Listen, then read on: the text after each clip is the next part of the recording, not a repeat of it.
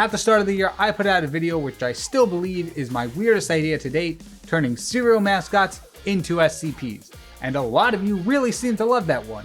So, to keep with this weird theme of sequel September that I've been doing so far, I decided to revisit that. So, let's rejoin up with Professor Marcus Blake and check out some more serial mascots as SCPs. Let's create some chaos!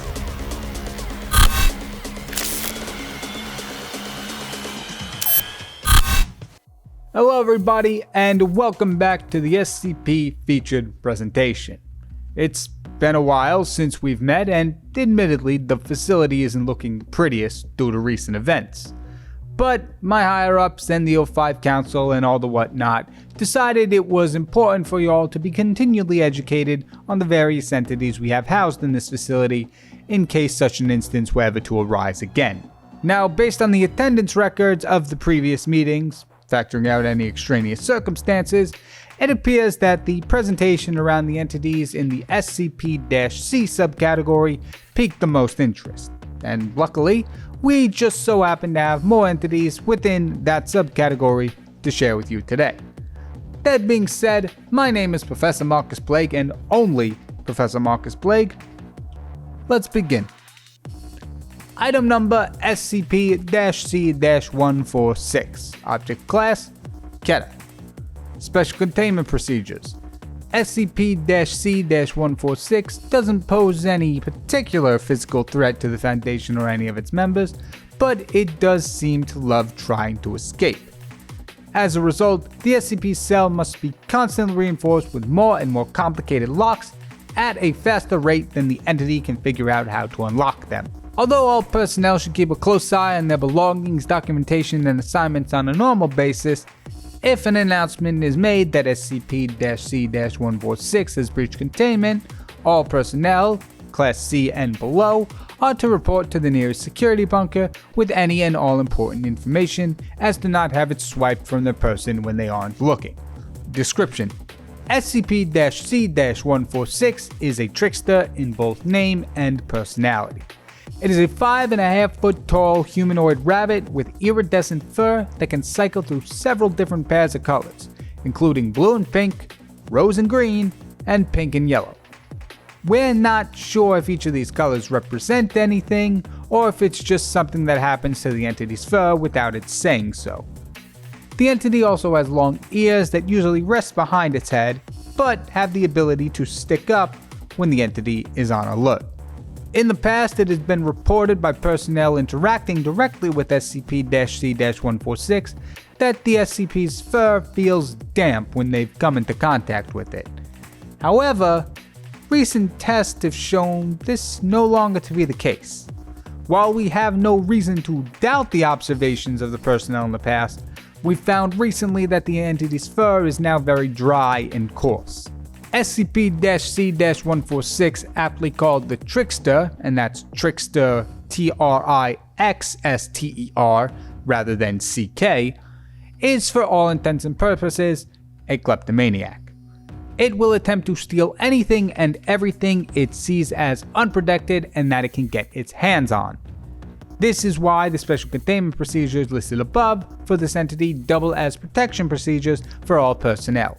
The SCP likes to carry around a knapsack to store its stolen goods in, and wears a mask in an attempt to conceal its identity. Yeah, because nobody is going to recognize the 5 foot tall iridescent humanoid with long floppy ears bouncing around, but I respect the effort. Protecting yourself from being a victim of the Trickster's antics is quite an easy task, for as smart as the entity is to be able to crack locks on its cell, SCP-C-146 is quite gullible when it comes to real-world interactions. If you manage to set up even a basic tripwire trap, the entity will leave you alone for a considerable amount of time. Absolutely ridiculous. We spend all these resources trying to keep this thing contained, which doesn't even work, so I'm not even sure why we're still attempting it. We've got all these procedures set in place for it, nay, when it breaches containment, and all you have to do to ward it off is cause it a minor inconvenience. And to think SCP-C-146 had so much potential. Oh well.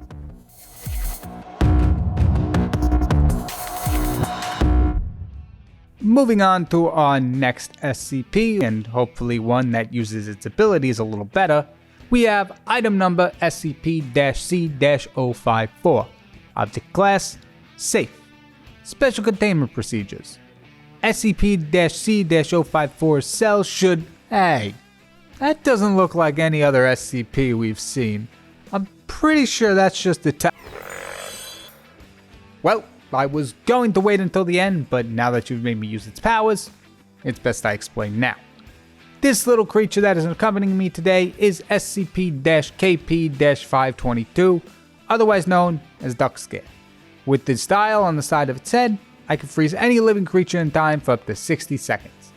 It was given to me by another scientist at the Foundation in a joint effort to recontain the corpser that had breached containment a little while ago. I have not seen him since, and Duck Scare has been by my side every moment since then. Please save all questions until the end, and I will be sure to ignore them. Anyway, back to the presentation. Special containment procedures.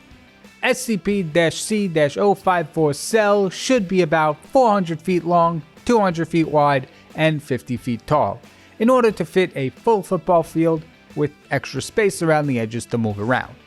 The football field also has other types of sporting pitches stored inside it that the entity can change at will.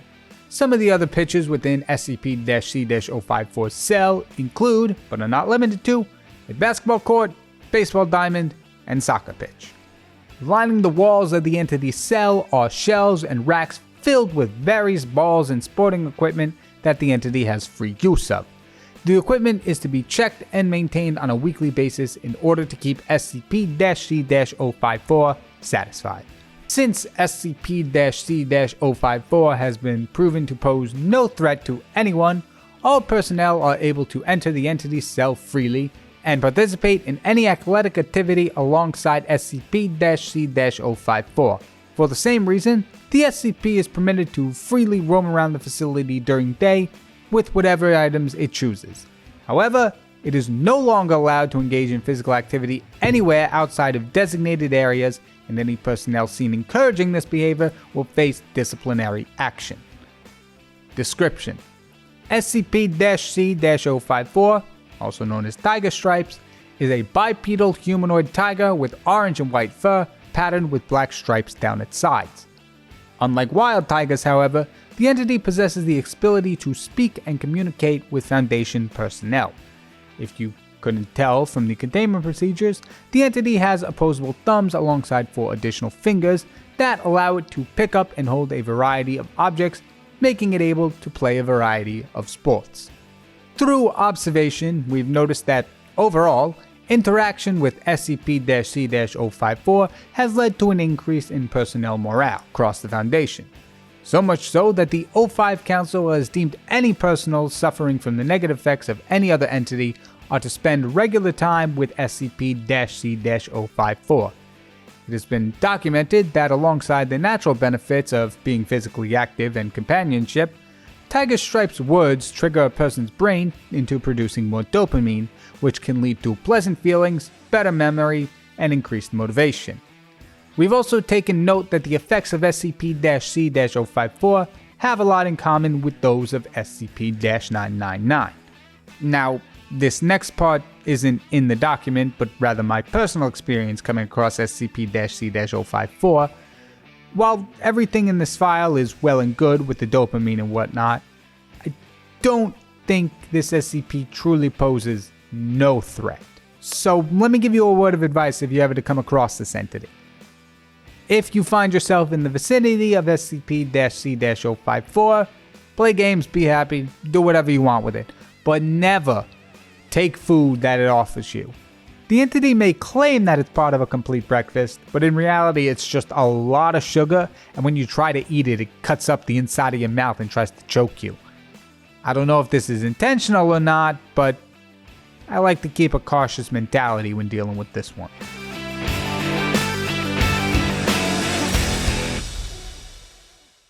And last but certainly not least, especially in terms of numbers, which you'll come to see later, we have item number SCP-C-033. Object class, Euclid. Special containment procedures. Due to its sheer size and numbers, SCP-C-033 must be contained within a circular dome-like cell that is meant to resemble a large bowl. The entity is to be fed once a day only if they behave themselves, which we will cover more in the next segment. In order to keep the entities docile, the cell of SCP-C-033 is to be filled with a synthetic milk-like liquid for the entities to swim around in at their leisure. Any personnel observing SCP-C-033 is to make sure this liquid is drained out of the cell at the end of the day, lest some of the entities start to swell up. The cell also must contain other objects for entertainment, such as a diving board, which must be retracted when the cell is not filled with a synthetic liquid. The entities do not know better and will jump off it regardless of if there's liquid below them. And a large scooper so that the entities can use it as an aid to get out of the liquid when they no longer feel like swimming in it. Description: SCP-C-033 is not a single entity as I mentioned, rather they are a group of similar looking entities that act independently from one another. They have the appearance of thin brown squares covered in small white granules.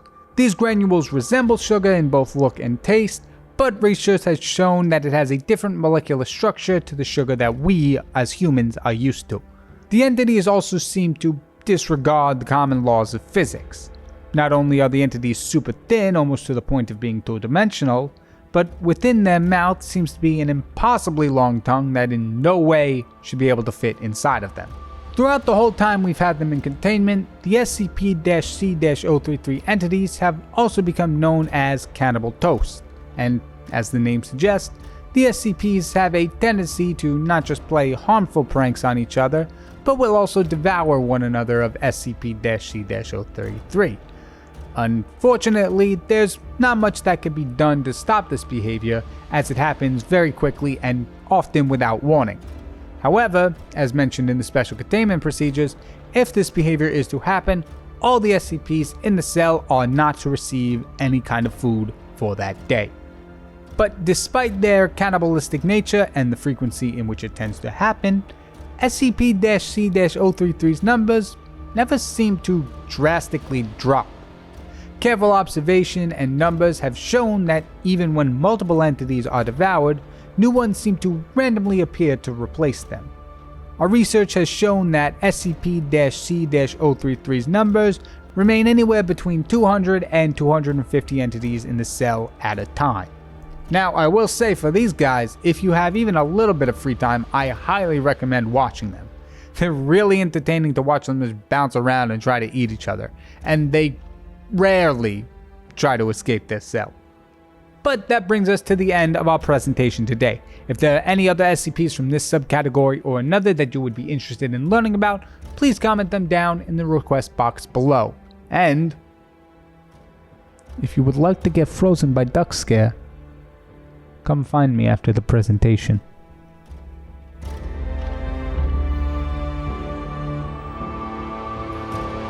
Those were some really cool SCPs, if I do say so myself. Not as cool as Duck Scare, but still pretty interesting. And if you would like to see more SCPs from this subcategory, then I highly recommend checking out part 1 of my lecture. Also, this file here says that I'm supposed to do some kind of award thing, so I'm gonna see what that's about. Okay, so it looks like 3 categories were given for the artwork in last episode, which I'm reading was FNAF characters as D&D Part 2. I'm not sure what any of those letters mean, but let's give it a shot. For the best interpretation of a D&D class, it seems the most points here go to the Moonwolf. I'm not sure if that's its full name, but something like that. Then the personal favorite among all of you was a tie between the Chimera and the Mimic. Can't really make a decision there, all of you, can you? It's fine. And the creepiest design is a unanimous win for the Mimic. Which, if it's anything like any of these that we've had here, we might have to house this thing. And now I'm supposed to give you new categories for these SCPs to vote on for some reason. I don't know why we're doing this, but hey, I'm down for a good gamble. Let me see. Okay, I got it. Down in the request box below, along with any other SCPs you would like to see, vote on which of these entities you believe has the best shading, the funniest design, and of course, the best story and notes that I've given in the lecture today. And to highlight some comments from the last episode, our first comment comes from Inkman Studios, who says, "When you're finished with this series, how about trying this? D&D Poppy Playtime." I'll have to let you know what KyngPin Creation says, as I will pass this message along to them. Sounds fun. I don't know what D&D is. I think that's a do not disturb for certain entities, so not quite sure what that means, but I'll let him know. He might know what the idea is. Next comment comes from Josie Vecchiarelli, who says, "Dude, that mimic is interesting." Terrifying. Let me tell you, Josie, dude, that mimic cannot possibly be worse than anything we have here at the SCP Foundation, okay? Some of these ones are calm. These ones were rather tame this lecture, but other ones we've seen, those things creepy as anything. You don't want to mess with them. That corpse surge, let me tell you, I still get nightmares from that. And our last comment comes from Wolfie, who says, "I think that the Moonwolf won in the design department. It's really good." I will be sure to give KyngPin Creations all those comments and let them know what you all thought of the last episode. Thank you all so much for watching. If you enjoyed this lecture, then feel free to check out some of my previous lectures with other types of SCPs in them. I think you'll find them rather enjoyable because I'm having fun doing these. My name is Professor Marcus Plague and only Professor Marcus Plague, and I will see you all in the next SCP featured presentation. I'm out.